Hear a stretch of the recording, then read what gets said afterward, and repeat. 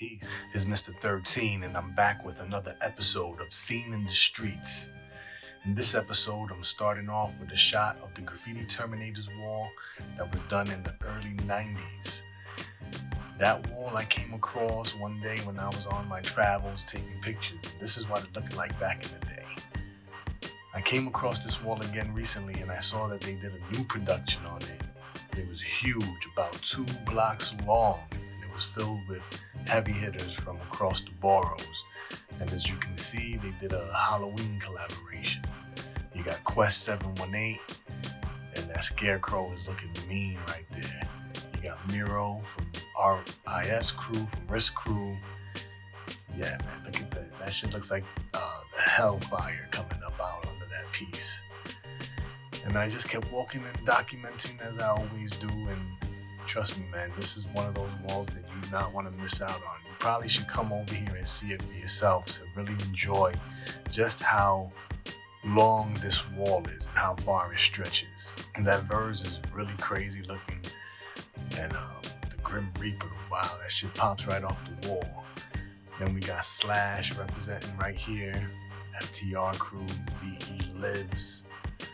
And as I kept walking, I came across this big piece, and this was one of my favorite pieces simply because when I used to collect magazines back in the late 90s, early 2000s, I used to see this guy's pieces on Clean Trains. He was a part of that Clean Train movement. And as we end the wall here, we got this Frankenstein with the gazelles on, the frames looking fresh, and we ended with the such. We come around the corner, and unfortunately, somebody went over this lost piece. Matoy wrote toy over the lost piece. And I call him a toy because that should look toy. Anyway, onto the rest of the wall. We got this Merc piece right here. This is a section that's belonging to the FTR crew. We got Germs right here representing. Definitely a fire piece. Coming next to it is a character that I believe is done by Topaz. Topaz is known for doing these characters, and somebody put a little fart at the bottom of it. That's pretty funny. I know the Topaz didn't do that, but whatever, man. That shit's funny. Anyway, yeah, Topaz gets busy, man. Look at those letters. Look at that structure. Shout outs to him. He always holds it down. And ending the FTR portion of the wall is Poet. After that, we came across this Word piece. It's clean, it's fresh, it's dope. Next to him is Below Key with the Frankenstein characters.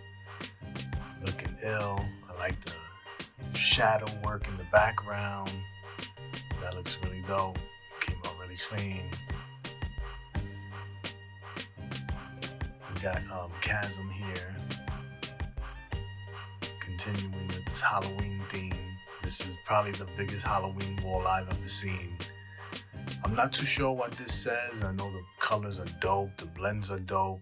And this pumpkin right here really captured my eye. I was looking at this pumpkin because that shit is sick. And it says Zoe Mateo, so I believe this piece was done by Zoe Mateo. Right next to him though is This Enough. Now, This Enough is fire. The letters are dope. The blends, the details in it. Yeah, man, he really did his thing on this piece right here. And following that up is Hops. Now, you can't deny that. Look at that. This stretch of the walls here, from the Enough to the Hops, look at the details. This is crazy. And this Hobgoblin, insane. You know, Hops is definitely one of the best writers to come out of the Bushwick section of New York, of Brooklyn. Definitely a good friend of mine. Shout outs to Hops. I'm always enjoying when I see his pieces because he always comes 300%, not 100%, 300%.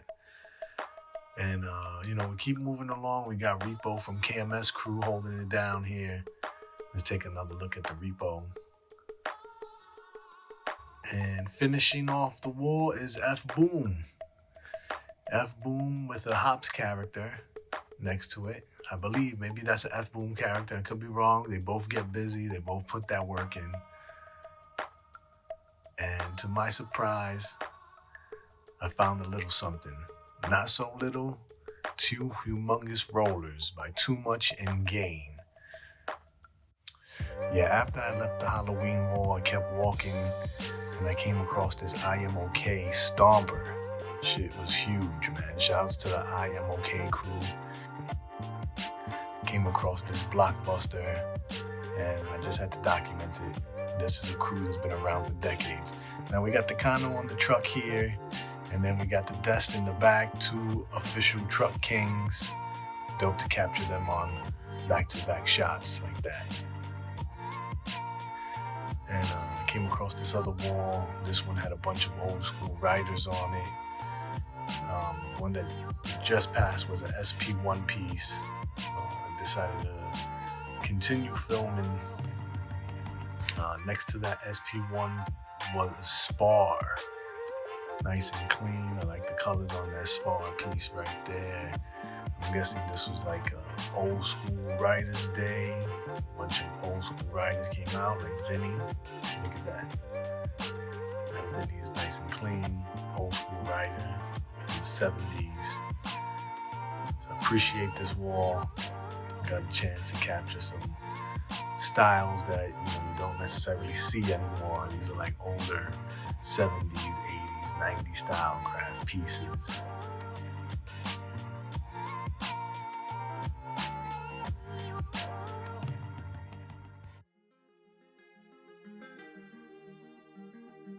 Of course, they had to represent with Ridgewood, for Ridgewood, in Ridgewood. Mike 79. Right around the corner is a Dyalla RTW. Really cool looking letters, man. I guess they did that in 2022. So besides all the pieces in this neighborhood, there's also fill-ins and graph. If you look right there, you see a Shaz faded tag. And I wanted to catch a couple of the fill-ins like the Sifu. Make sure I got some of the raw tags like the Gano and the Atom. We got a poke fill-in here. It's the new poke. Rest in peace to the old poke that I knew back in the days. Followed up by a smesh.